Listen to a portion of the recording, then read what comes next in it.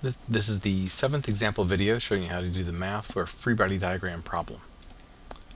So as I look at this, I see two sets of summations. That means we're going to have two free bodies, one for this set and one for that set. Judging by the look of things, let's see, what do I know? I know that this net acceleration and that net acceleration are going to be the same. I know that tensions are the same.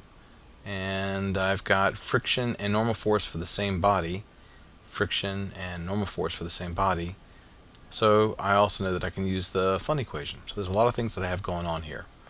My task is to find Fnet1. So Fnet1 really isn't on here anywhere, but Fnet1 is this. It's the mass 1 and the net acceleration. That is Fnet1 that I'm after, because these all have subscript 1s, so I'm going for that one. Alright, so let's see. Fnet1 is equal to friction minus tension. Great. I mean, we're not friction, F. And F I don't have the tension. So because I don't have the tension, I've got to figure this out. I can substitute in over here. So let's start with that. Let's take this equation and rewrite it for tension. So tension is equal to M2A net. And I'm just going to write this as M2. I'm not going to write the net on here right now. Just MA. Mainly for space. Minus, let's see, so that becomes plus friction. I don't know friction though. So let's go ahead and let's see what to do from here. A couple things. I don't think I'll attack this friction next. So I know that I have another equation because I have the normal force and I have friction. That other equation is the fun equation. F is equal to mu times eta. Friction is equal to mu times the normal force. So that means that tension, using my substitution, is equal to M2A plus mu times eta. And that's going to be this eta that I'm putting in there. So if I know that that's eta, let's replace that because it's nowhere really.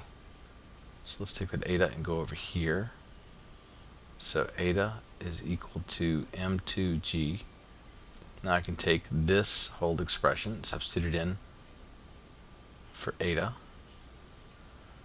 So the equation becomes T equals M2A plus mu M2G. Great. But I'm still after Fnet, this expression up here. I'm still after that. So my next step is I'm going to take this equation that's up here and I'm going to rewrite it. And when I rewrite it, I'm going to substitute in